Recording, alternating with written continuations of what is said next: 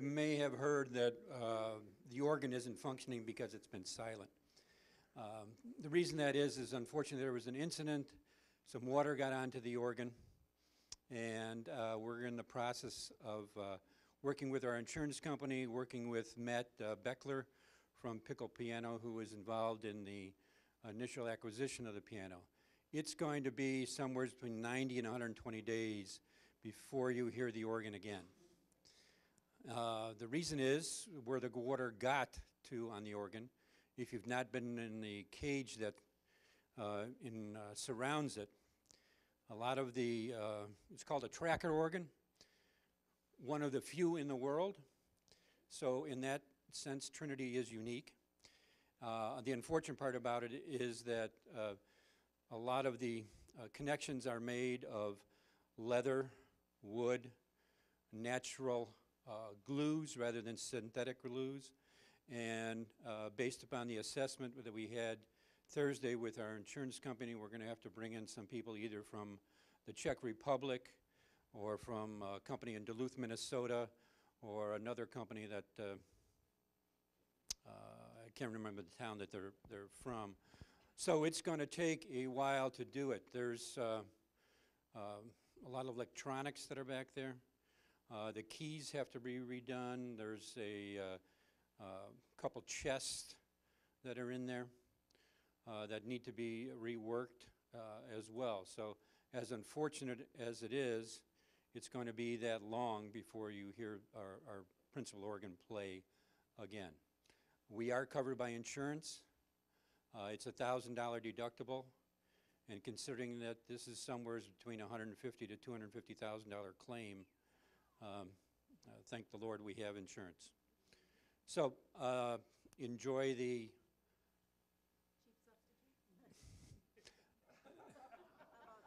variety of musical presentations that you will hear during the next 4 months.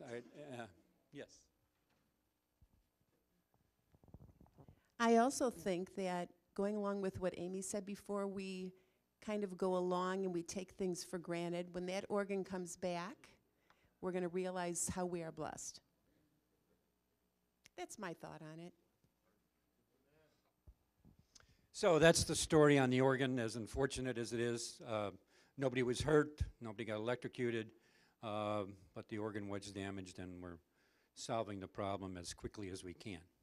Relative to what took place over the holidays, we are truly blessed by you and the other 3,000 people who showed up during the holidays. Hopefully they will get the message and come back more frequently than what they have in the past. But in terms of gifts to the church, there was $339,000 given to the church through the generosity of you and, as I say, the other people who attended. A number of memorial gifts were given. There was also $112,000 donated to the Trinity Roselle Foundation during that period as well. So we are truly blessed in terms of where we are in our budget for both the school and the church. We're slightly ahead because we were slightly behind when before we started December. But we are catching up. We think we're in a good position to finish the year on target from that standpoint, and thank you all. For those of you who have not gone on to Trinity Connect, and this is my segue into Carole, that we will, no, she won't know it now, but for those of you who haven't gone on to Trinity Connect for online giving, please consider that. It makes life easier for us. It makes life easier for the counters. And we're all creatures of habit, but as you become more familiar with Trinity Connect, it'll help both you and us in terms of processing what goes on here at the church. In terms of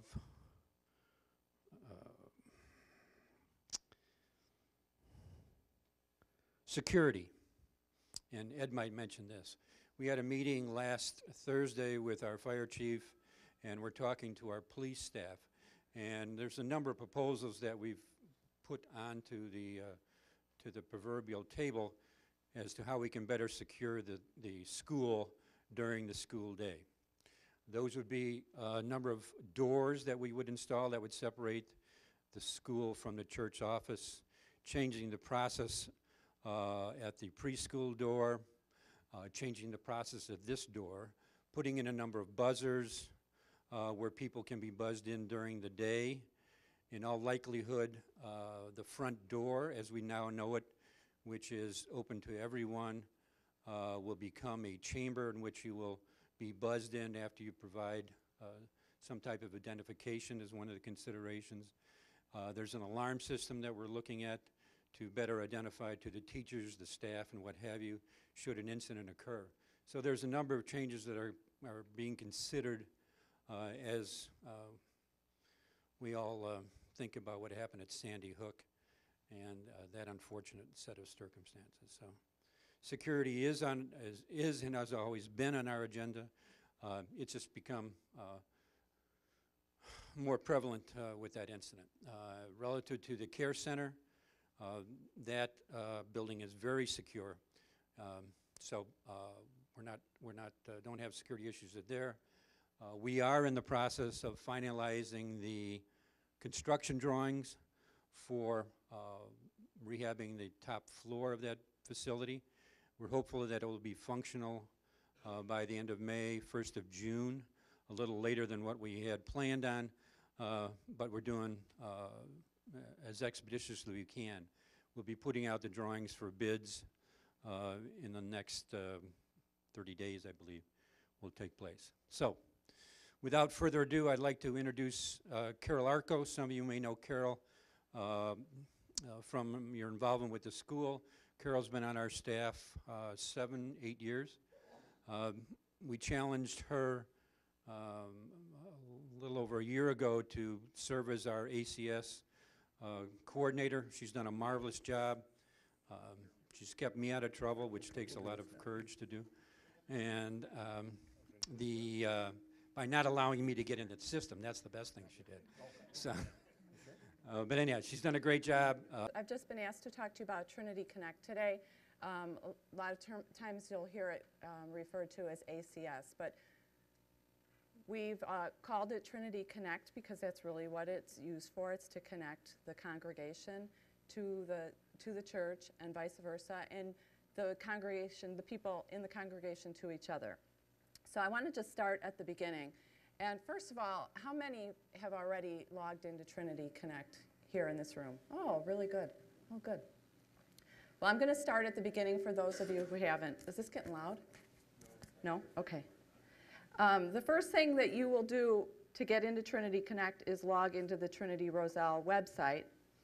Click on Members and Attenders, and then go to the tab in the middle of the top of the page called Connect. On this page, we have instructions for logging in.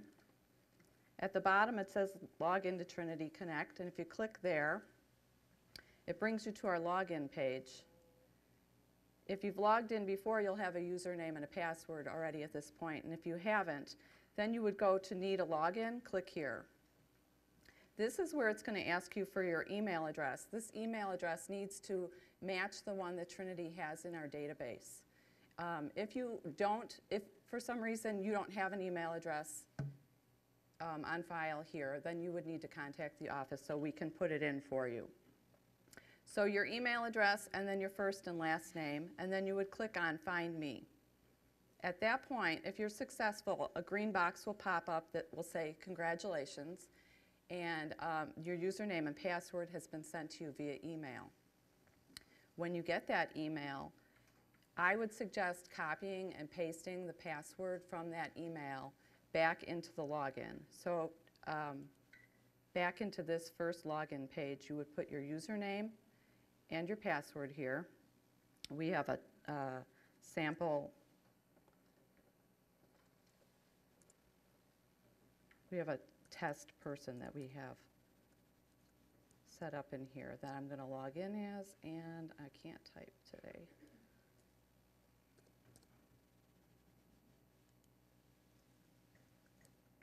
Just a side note, if you're doing this from an iPhone, our base page has Flash on it, so your iPhone can't get beyond the base page.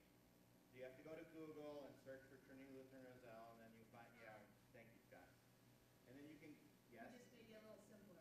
Okay, go ahead. Thank you. First of all, we're having a new site, it's not gonna have a slash homepage, so you won't have that problem in the very near future. As a get around though, if you type in trinityroselle.com/members, Ah, like if you back up, Carole, to where you were, Uh-huh. and you just go to that direct URL, or better yet, you can go members_connect, and if you bookmark that on your iPhone, then you'll have it. So, sorry for that added step for now. Okay, so after you put your username and your password in, click on Sign In. This is going to take you to the home page. This home page, you can either navigate through Trinity Connect through the tabs at the top or from the home page. The home page will get you to any of those same places and actually more quickly, so I would suggest using that. If you go to the Home tab at the top and go down to My Profile to begin with, this would be where I think you should go the first time you log in. If you can go here and check that the phone number, the email addresses, and the addresses that we have on file for you are correct, or if at any time you want to make a change to them, you move or whatever, if you keep us up to date on your personal information. You click on the pencil, and it'll give you a box to make your change, and then you would click Submit. Now, all changes that get made are subject to approval by the administrator of the system, so they won't actually show up on the Trinity Connect page for 24 to 48 hours. The other thing I want to show you on this page is under the Serving tab. Here is where you can enter your availability for serving and also your personal attributes that you feel apply to you under spiritual gifts, qualifications, passion, personality traits, skills, and experience. These are used, we are going to be populating the system with volunteer opportunities. We've started to do that. We don't have a lot in there yet, but it'll continue to grow. So when the ministry adds a volunteer opportunity to the system, they're going to obviously have days that they need that opportunity will be available. And then they'll be looking for certain traits. So that will help match you to the best opportunities, volunteer opportunities for yourself. Carole, it's true that the default setting that will be that we're all available all the time, 24 hours a day to serve, right? Unless we say differently. That's a good question. Pam, do you know the answer to that? The default setting, is it going to say everybody's available anytime, any day? That was a joke. It's a joke. But I think it's a good question, actually. I know, it says every, let's see. It says any. I think it does default to that, actually. Okay. So if I go back to the home page, and in the drop-down,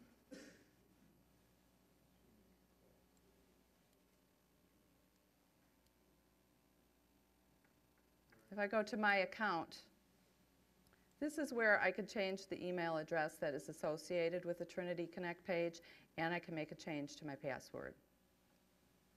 If you click on Personal Preferences, this is where you can manage your privacy.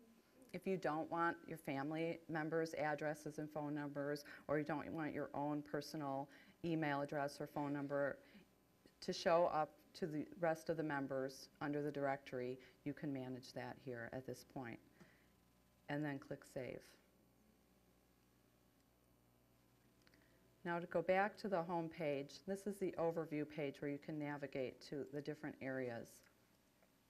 At the top under I Want to View, it'll show available activities. We're still really working with that area. It's not very well populated yet. Available serving opportunities. Again, we're adding to that all the time. So it will match you up. It'll show you what best matches you and your personality and your availability. If I wanted to sign up for Altar Guild, I would click on Altar Guild, and I would say, click on the green Interested, And now I get a note that says, confirmation, thank you for your interest in Altar Guild. And an email will be sent to the leader of that ministry, and then they will contact me. If I go back to the home page,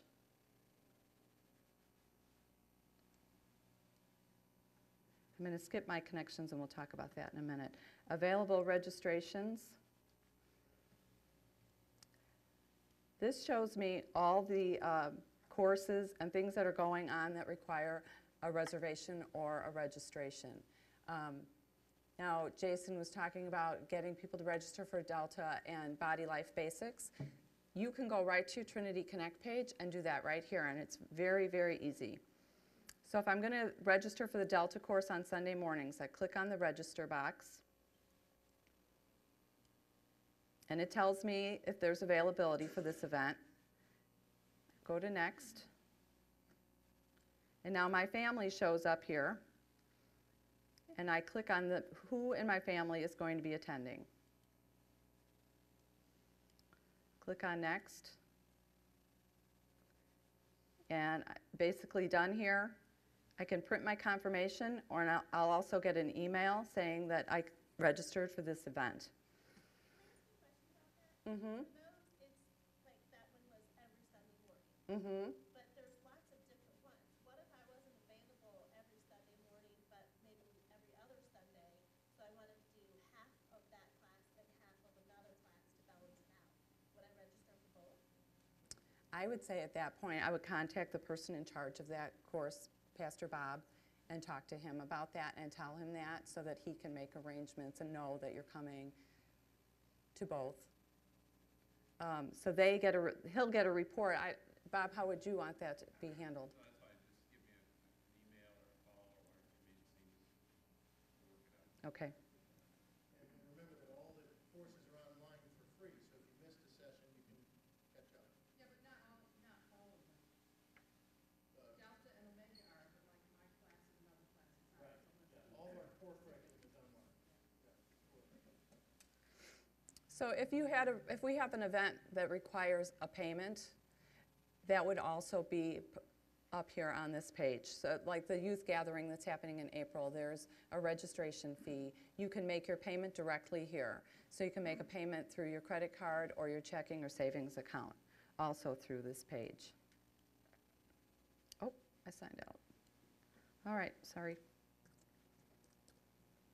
Mm-hmm. There's also links, like if you go to the homepage, Mm-hmm. and you see, for instance, the Delta and Body Life Basics course, there's a way that you can just go directly via reading that, you click on it, and it'll also take you to registration. So there's always going to be hopefully multiple ways that you can get the job done as easy as possible.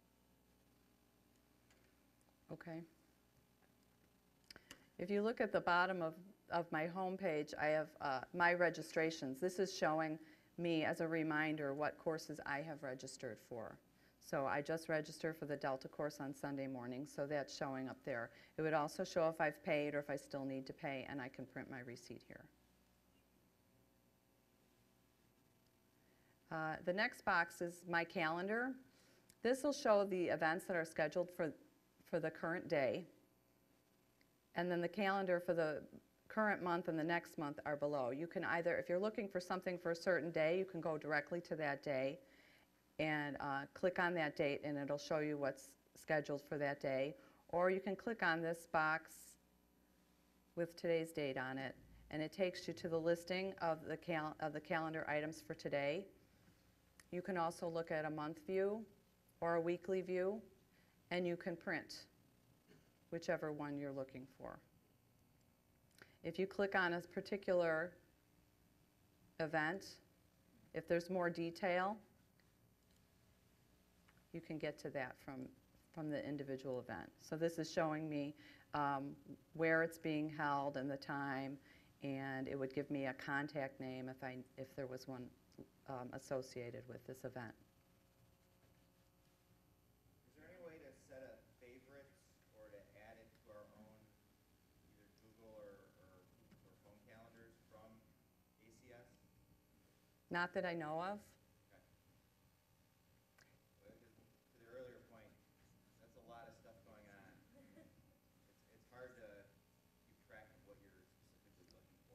for your own, Yeah. Yeah, my stuff. what applies to you. On the left, though, you can say you only want to know what school and church-wide. You don't need to know what outside is or, Oh, yeah. you know, so you can just customize it. So I only want to know what school events are coming up.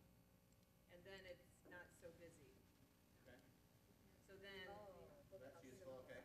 Now I just have the school calendar here. Sure. but it's really not the school calendar because it doesn't say half-day. You know, it doesn't do like when school's off or anything. It's just what. Well, I really think we remains. can improve upon it. Okay. I mean, we can work on that. Any other questions? So I just heard that the school's gonna go to ACS next year, is that? There's a program called Headmaster, Okay. and we're looking into it and getting some answers to some questions, some things that are different from what they're currently using. So we're trying to make sure that they have solutions for everything that we already use. The nice thing, the great thing about ACS is that it's church-wide. If somebody makes a change to an individual, like if you go in and change your name, your address, or your phone number, it goes across the board. So if you were a school family, it would change it there. It's not multiple entries for us in different departments. We all have access to all the same data at any given moment, and it's always live. So that would be the plus for getting the school on it also. So going back to the home page once again.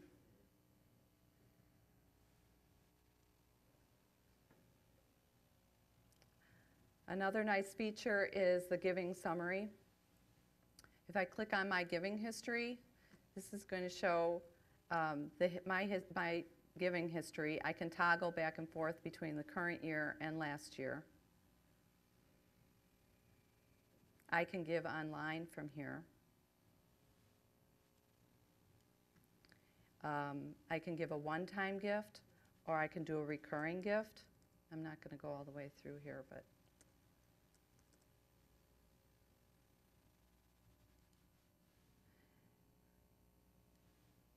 you choose which fund you want to designate the money to. Yes, and you can do that for recurring. And recurring can be weekly, monthly, and then you choose your payment method. And again, you can make a payment with your credit card or with your checking and savings account. It'll ask for a routing number and a bank account number. Does the church still has to pay Visa, MasterCard fees, correct? Like a 3 or 4%? Whenever anyone uses a credit card, anywhere you go, there are fees associated. And if you use a credit card at Macy's, there's a fee that Macy's is paying. So it's the same concept here, and Trinity is absorbing those costs. And so the check, but if you pay from your checking, there is no fees to Right. Trinity. Right. So you get full amount. Right. This is a very secure website. When you put this in, we have no access to this information. We can't get to that credit card number or that bank account number. It is stored in their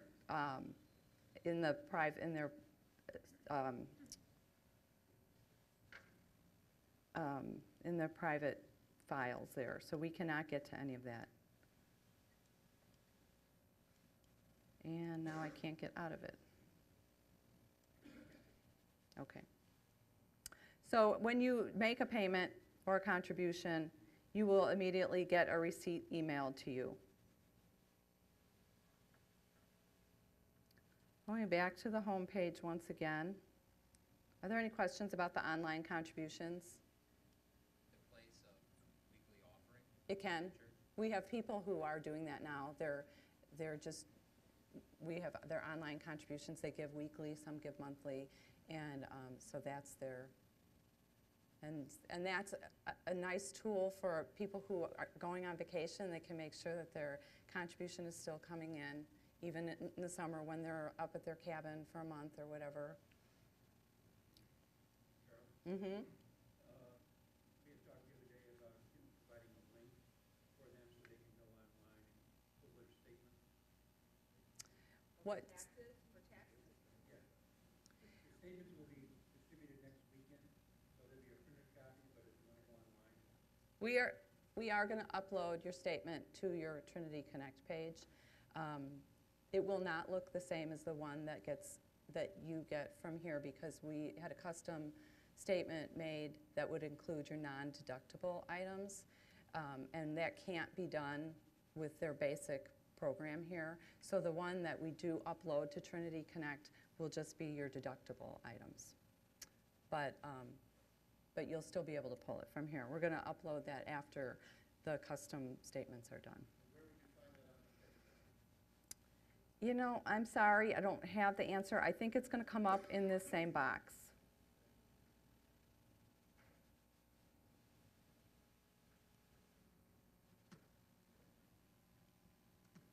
Yeah, I think it's going to come up as an additional item in this box here. Okay.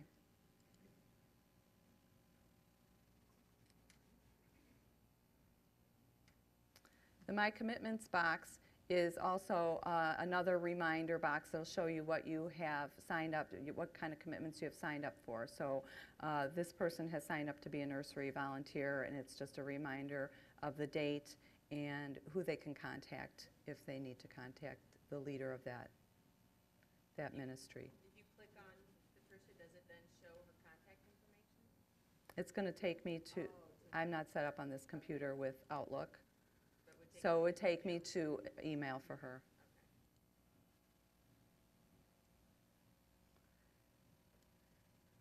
This is the search engine where you can search members in our directory. If you put their name in, you can go by last name, and then you'll get everybody with that last name, or you can put their first and last name in, and then click search. Now, if somebody has opted out, like I showed you, to not have their phone number show up or their email address show up, you might only get a name. But from here, again, you could email directly from here.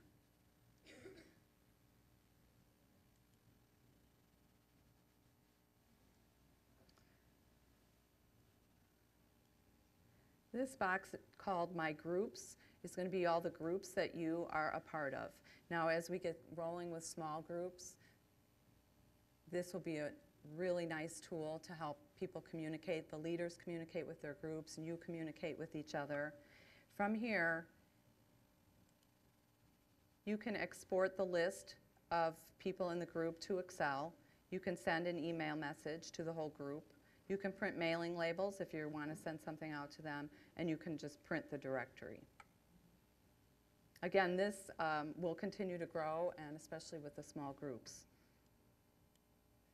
My assigned outreach connections, this is a place where, this is a way for us to connect with each other. The pastors, especially the elders, are using this, right, Dave, Kelly? Yes, we're just starting to use this to do assignments. So, quick blurb.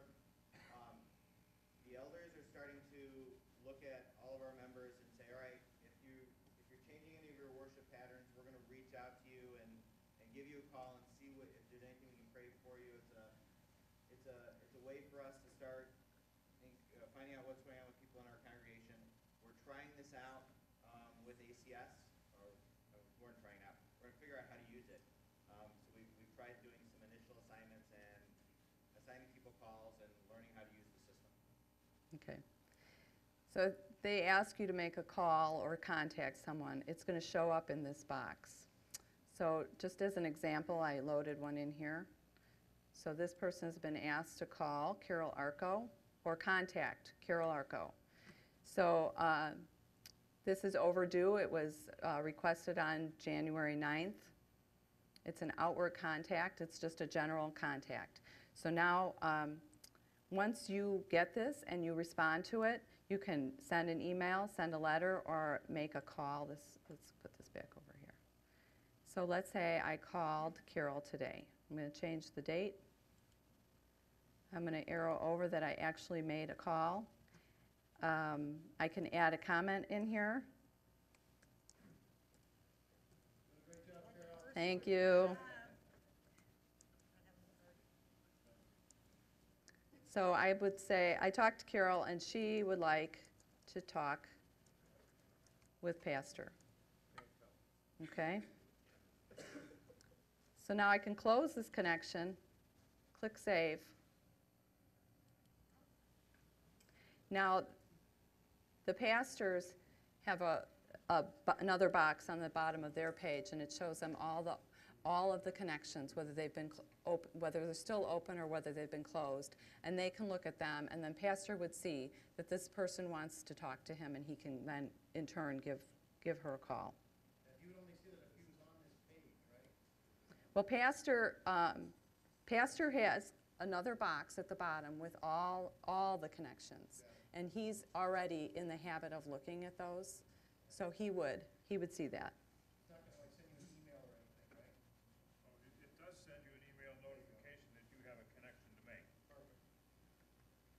Like I already got the email today that Carole wants to know. You already got it? Okay. She'll be calling you up. Starting actually, it says here, I think. I've been signing myself up for a lot of things lately. Yeah, yes. Somebody asked a question. Ruth?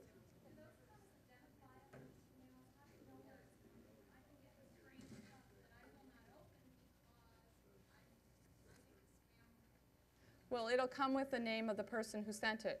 Rajin, mine said Pastor Mueller because his is the email address that's associated with this test person. Yeah, mine come from carole.arco@trinityRoselle.com. It says, to me, you have an outreach Yeah, site. I would not open those. Well, he said, I'll tell you about it. Well, that's my problem. Okay. Are there any other questions?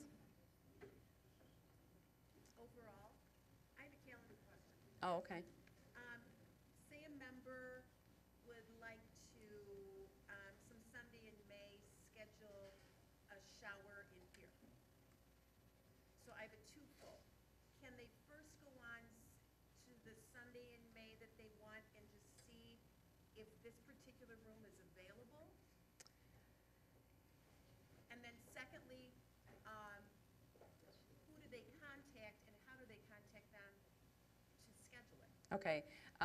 You can't, we don't publish all activities on the calendar because there are some staff activities that we don't publish for everyone to see, and some of the private bookings are not on here. I mean, there's things that are just, they're not publicized. So you can't really count on the calendar for that. They should contact the office. They should contact Mary or Amy Dinelli if they want to book something, and then they get it on the calendar for them. What's the entry on my calendar from 11 to 3 for member use Lanzito Family Life Center then? Yeah, that is one that is on the public calendar. So we can come to that? You can give it a try. No, in reference to what No, I'm saying it. No, I would say offhand that probably should not be there. So if you have any other questions, feel free to contact me, give me a call, or send me an email. I know some people have had some issues with logging on initially. That's an easy thing to fix, so just anytime, give me a call.